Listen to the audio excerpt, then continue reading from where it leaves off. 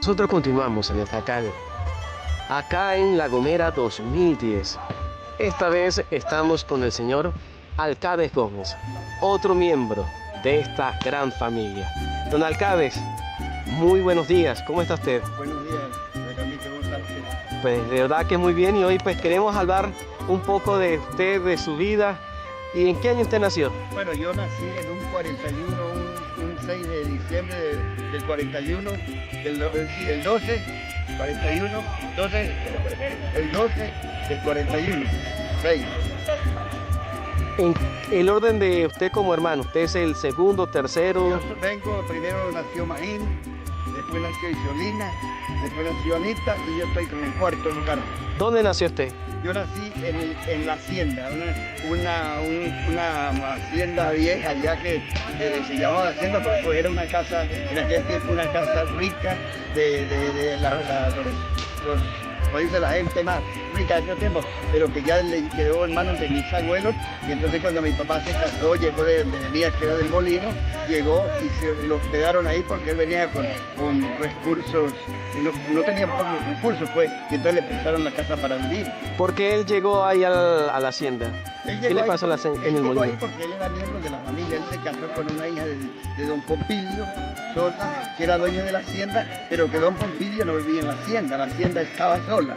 Entonces es una casa que ellos habían comprado, una hacienda vieja, la habían recuperado y entonces la mantenían ahí como un reservorio, y entonces papá y mamá llegaron ahí, pero en aquel tiempo pues, era duro, porque en aquel tiempo eso era la lluvia, en tiempo de invierno llovía desde abril hasta noviembre.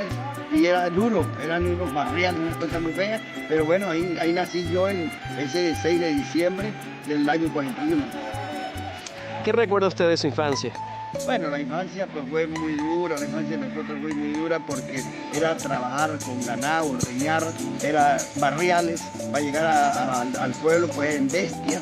A mí me tocaba que me traían en bestia, en los lomos de las bestias, yo que en las sillas, yo sufría mucho y la pobreza ahí uno se alimentaba muy mal porque no había recursos para comer uno como quería, no podía. ¿Cuál era el compartir con sus hermanos, es decir, los más pequeños? ¿Qué era con lo que usted jugaba en ese entonces? Bueno, nosotros éramos muy queridos, más que todo, con Madre Anita. Con Madre Anita nosotros cuando iba al otro. Después ya fuimos uniendo cuando creció el hermano Homero, de Maro éramos seguidos. Una de las tantas cosas que me acuerdo es que cuando estaba, ahí tenían ovejas, ¿no? Ahí tenían muchas ovejas sueltas y las picaban cada 3 meses. Entonces cuando Guillemaro estaba chiquito, como de 1 año, decía que le iban a cortar el pelo cuando tuviera 1 año, pero era muy crespito, ¿no? Era muy crespito, era un caracol pues. Entonces me acuerdo tanto que una vez se fueron ellos para el pueblo y le dejaron a mí cuidando a los niños. Y cuando llegaron, él gateaba apenas, y agarré una tijera de esa grande, y cuando llegó la gente del pueblo encontraron crespos por todo eso, porque se habían 2 patios, uno para acá y otro para allá. Yo anteriormente de muchas cosas y cabello. Ya en ese tiempo ya cabello había acabado. Entonces cuando ellos llegaron, consiguieron crespos de una vez al otro. ¿Qué pasó esto? Pues el mólgado del negro fuiste a usar al niñito, mira, de 1 año. Entonces empezaron a decirnos que iba a venir un carlito que era perfecto y me iba a poner preso, ¿no?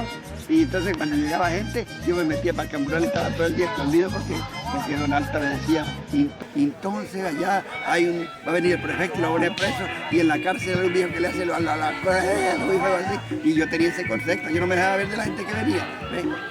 ¿Cómo era Margarita, su mamá? Doña Margarita era una mujer muy humilde. Doña Margarita era una mujer muy humilde.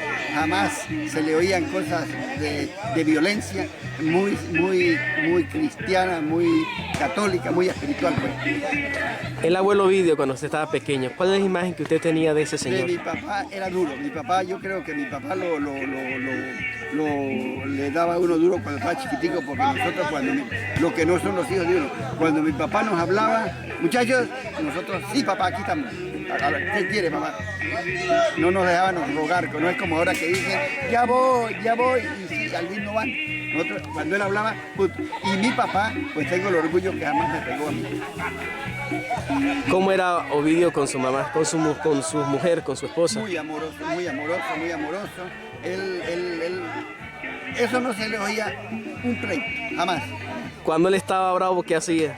No, nunca se le oía, él rezongaba, pero todo el mundo callaba, porque en aquel tiempo hay una cosa que parece que no es y sí es, existía la dictadura y en la dictadura todo el mundo era calladito. El papá hablaba y los hijos se callaban, la intermediaria era la mamá. ¿Cómo hacía usted, tío, en la escuela? ¿Cómo fueron ustedes a la escuela? ¿Quiénes iban ustedes de su hermano cuando a usted le correspondió ir a la escuela? A mí me tocó la escuela muy duro. A mí me tocó la escuela. Yo cuando fui a la escuela de 7 años, yo ya sabía leer. Mi mamá todos los días, mientras que hacía la arepa, me ponía en un lado de ella a leer. Cuando fui a la escuela, fui por ahí más o menos en el 50. Y llegué y me tocaba muy duro porque me tocaba ir desde la hacienda, hora y media al pueblo. Y entonces me tocaba dura la cosa. En aquel tiempo me tocaba uno ver 9 libros y estudiar los 9 libros y era duro para uno. Entonces yo fui aborreciendo la escuela hasta el tiempo porque me tocaba muy duro, me tocaba estudiar, me tocaba cargar agua del río porque no había tuberías hacia las casas y me tocaba apartar unos becerros por la tarde porque no había más nadie de Macoreto cuando me quedaba en el pueblo. ¿Hasta qué edad te estuvo estudiando, tío? Estudié 2 años, estudié el primero, el segundo y empecé el tercero y le dije a mi papá, sáqueme de aquí porque yo no quiero estudiar más y no estudié más. ¿Después qué hizo Abdelkader en ese Después entonces? me fui a la casa y me estuve en la casa trabajando en la casa muy duro hasta la edad de 20 años. A la edad de 20 años ya salí. Ajá, en esa época, como joven, hasta los 20 años, ¿qué hacía? Bueno, ¿Era jornalero? Era jornalero, trabajaba en la casa con obreros, mi papá mantenía 14, 15 obreros trabajando, rozando en los potreros y yo era uno de ellos, el que cargaba los obreros para allá, cargaba los obreros. Me tocó, era el viajador con las mulas a las González de a pie. Estábamos 3 días en ese viaje, cargando el quesito cada 15 días y trayéndolo de los comestibles. ¿Desde qué edad usted comenzó a viajar con las mulas? Empecé por ahí de la edad de 14 años, 12, 14 años. El señor Ovidio, el abuelo Ovidio, ya tenía el gigante en ese entonces. Sí, ya lo tenía, pero era una cosa ya como una reserva. La casa mala, todo malo, pero era un recurso como para el día que nos sacaran de la hacienda y nos para allá. Él tenía ya los otros potreros, Palmira. Sí, tenía esa finca la había comprado ya por ahí estando en la hacienda. Sí, ya el hombre era economista de los favoritos. Entonces quiere decir que él desde que llegó a Mucutuy tuvo éxito trabajando y pudo rápido comprar su finquita, sus potreros y poder ir creciendo lo que después tenían los potreros de los Gómez. Sí, precisamente porque resulta de que él ahí le fueron dando unas vaquitas a medias en la hacienda, en la misma hacienda, y él fue adquiriendo los recursos monetarios y era un hombre muy economista. Era un hombre que a pesar de que no conocía una letra. El hombre era preparado, como usted me debe, y él iba reuniendo la plata y cuando en aquel tiempo las tierras eran muy baratas. Entonces pues fue adquiriendo hasta que pudo comprar lo que llamaba Palmira y el Orumo. Y entonces ya tenía esos reservitas, ya después entonces recibía ganado a media, toros para engorde, y ahí fue formando como dice, su capitalito, y no era una persona rica, porque era una gran cosa, por lo menos al día de hoy uno no vive con eso, que es el que lo tiene ahorita, porque resulta de que ya no alcanza, pero en aquellos tiempos sí alcanzaba. ¿En qué fecha compró Ovidio Gómez el gigante? ¿No recuerda? No, ese gigante lo compró él antes casi de yo nacer. Eso era muy barato. Eso lo compraban muy barato. Entonces él, de aquí que de allí, en aquel tiempo pues valían las cosas, las tierras eran muy económicas. Hable usted cuando joven, en esos 20 años, las fiestas. Bueno, la fiesta era muy bonita, nosotros salíamos al pueblo a la fiesta, Semana Santa, todas esas cosas muy bonitas. Uno le tenía mucho interés a la Semana Santa, a la Nochebuena, las fiestas de niños. Yo empecé a tocar como por ahí de los 12 años, entonces salíamos a hacer las fiestas, hacíamos fiestas de baile. Habíamos 3 familias que eran la familia de don Dionisio Dugarte, la familia de don Eulalio Sosa y la familia de papá Ovidio. Entonces hacíamos fiestas en un sábado santo, lo hacíamos en una parte, por lo menos en un San Juan, lo hacíamos en otra, y en otras fiestas, por lo menos de aguinaldo, lo hacíamos en otra. Dicen que los Gómez siempre hacían las fiestas los sábados, que eran famosas las fiestas de los Gómez. Se hacían unas fiestas muy prácticas, se hacían unas fiestas de 9 hombres, lo que llamaba 9 cuartos. Entonces esos 9 cuartos se le ponían de 10 bolívares cada uno, ¿no? Y los 10 bolívares se reunían 100 y se compraba un cochino que valía 40 bolívares, se compraba el aguardiente que valía 10 bolívares una garrafa, y con eso se hacía la fiesta, y un cuatrico y un violín, y con eso empezábamos. Con el señor Bartolo, que estuvo por aquí, el músico, que estuvo por aquí ayer. Y entonces empezamos a las 6 de la tarde, 8 de la noche a hacer el sancocho, y nos comieron el sancocho a las 10 de la noche y empezamos a bailar hasta las 7 de la mañana. Y la cosa era, en aquel tiempo era apretado, porque el que fastidiaba lo amarraban en un horcón. Y todo era muy bonito. En sus 20 años, ¿qué hizo después cuando usted salió de su casa? Bueno, yo en la casa ya a los 20 años, yo ya me salí de la casa. A los 20 años me salí de la casa y me puse a trabajar en un botiquín en el pueblo. Un botiquín del señor Ángel Fernández. ¿Qué hacía ahí? Ahí atendía un bar de billar y de cosas de rocola y por eso. Y entonces yo trabajé 2 años.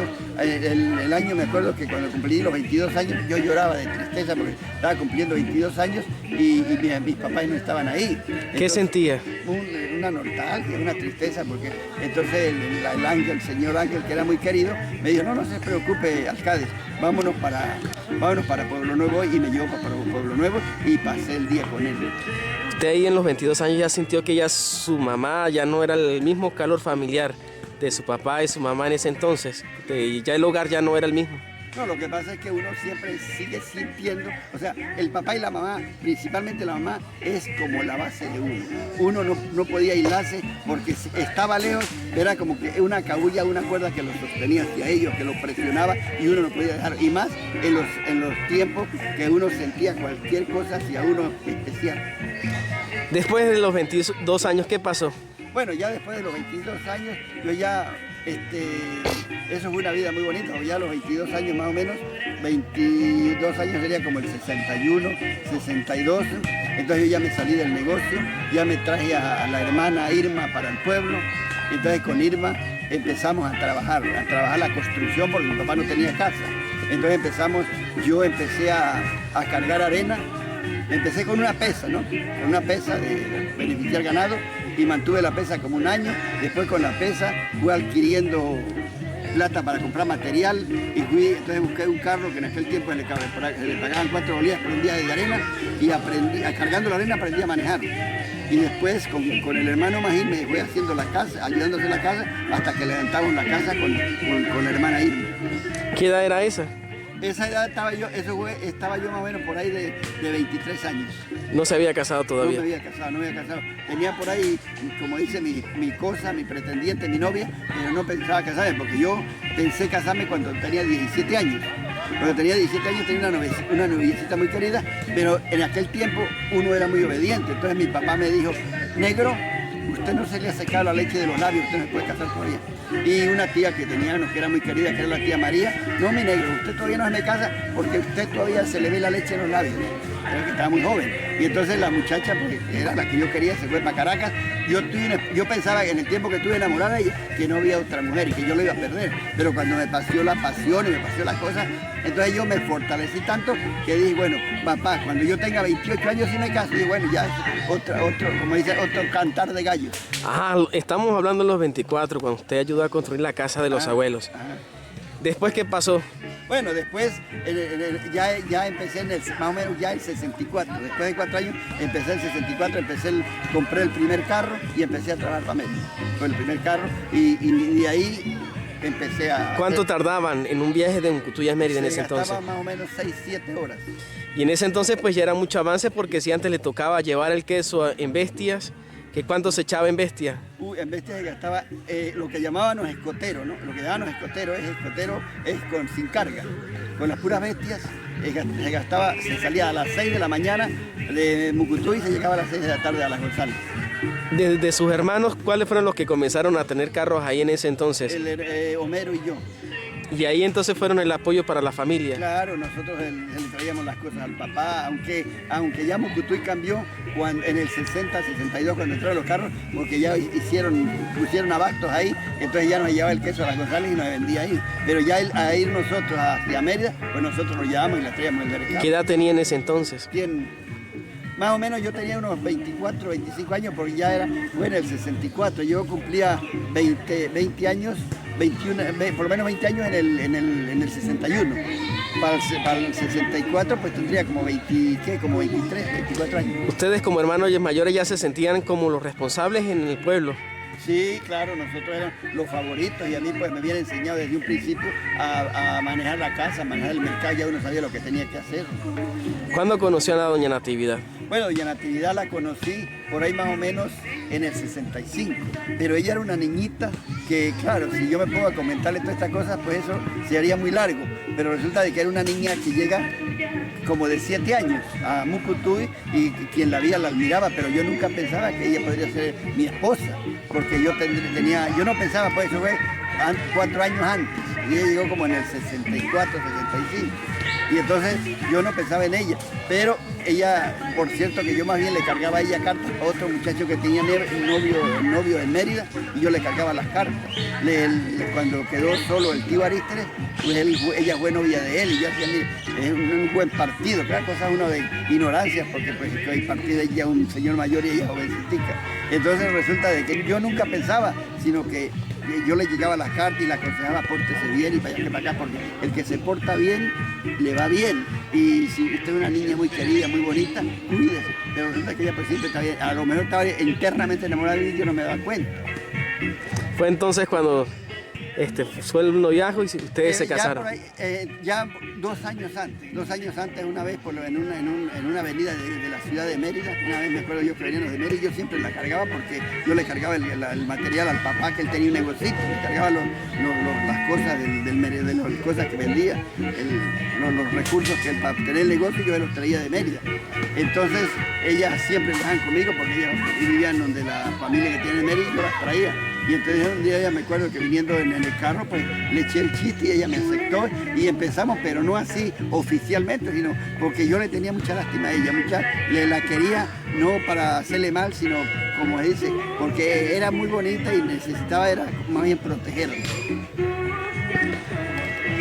¿Cuántos hijos tiene usted? Yo tenemos 8 hijos, eran 10, es 2 abortos, pero 8 vivos, 4 y 4. ¿Cuántos nietos? Nietos más o menos hay 2, 6, 5, como 6 más o menos. 6 nietos. ¿Qué es el recuerdo más bonito que usted tiene de sus padres? Bueno, el recuerdo más bonito de mi padre, muchos, pero el recuerdo más bonito de mi padre fue que cuando me llevaron al cuartel, por ahí en el 68 más o menos, en el 62 más o menos, 62 me llevaron al cuartel, entonces él cuando fue a ver qué me había pasado, y él habló con el gobernador de aquellos tiempos, que era un señor Noguera, él fue y habló con el gobernador y el gobernador me sacó.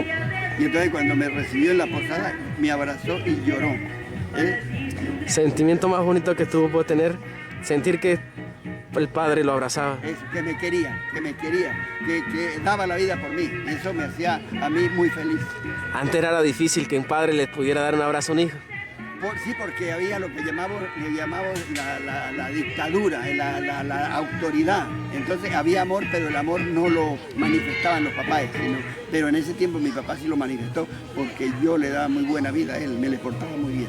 Cuando murió el tío, ¿cómo fue eso para usted? Pues dígame que fue duro, resulta de que eso fue algo, las cosas con las personas, cuando la persona es espiritual, las cosas se dan muy bien. Resulta que nosotros fuimos para un mayo, el 8 de mayo, que era el Día de la Madre, fuimos a visitar a la mamá, el 8 de mayo. Entonces fuimos y fuimos con Nati, porque Nati estaba haciendo un curso, esto estamos hablando del 77. Estaba haciendo un curso en Mérida para enfermería, entonces resulta de que ella vino el fin de semana y vinimos a visitar al papá. Entonces me acuerdo como que si fue ahorita me dijo, papá, mire negro, yo estoy acabando de rozar el potrero allá, el potrero del gigante, arriba de la cabecera. Me quedó como para 3 fornales. Hasta que no acabe de rozar yo no estoy tranquilo.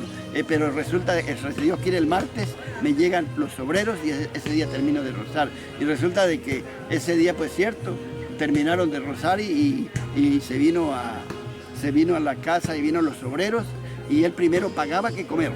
Él era, como dice, preciso, muy capaz para las cosas. Y llegó a la casa, los obreros, en la noche antes de ellos de comer les pagó su plata, entró a la cocina y sacó la plata, les pagó los obreros y salió, y yendo en el zaguán que había entre el comedor y la cocina, cayó. Y ahí se terminó la vida, entonces en la fiesta. Entonces yo esa vez estaba en Mérida, allá en San Jacinto. Y como a las 12 de la noche, pues me acuerdo que me llegó Guillemaro, compadre, no eran los compadres, Guillemaro, alcalde, parece que papá murió. Yo me paré como a las 3 de la mañana y me acuerdo que un muchacho, hermano de Nati, primo hermano de Nati, se paró conmigo y nos sentamos por ahí hasta que aclaró. Yo fue un lloro, nunca había llorado ni lloraré como eso, lloré desde que me dieron la razón, como hasta las 10 de la mañana que fuimos a una funeraria y buscamos la funeraria y nos fuimos.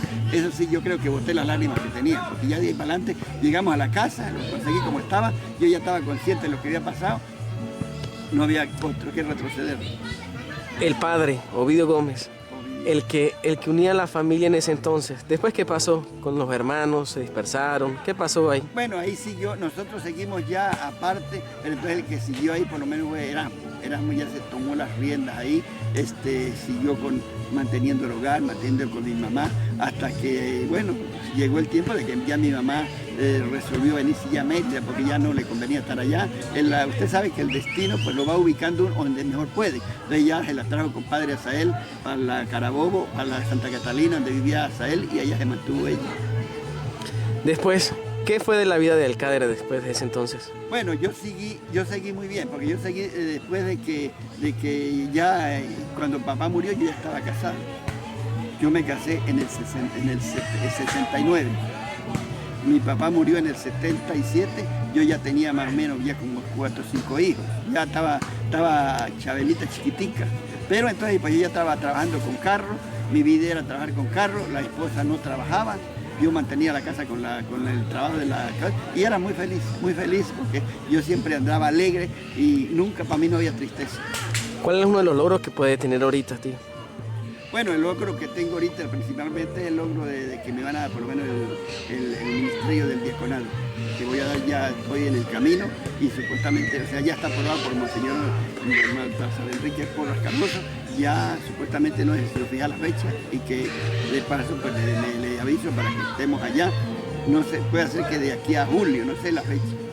Ese es el logro más grande que tengo porque eso es un paso que yo no lo pensaba jamás. Nunca. Jamás.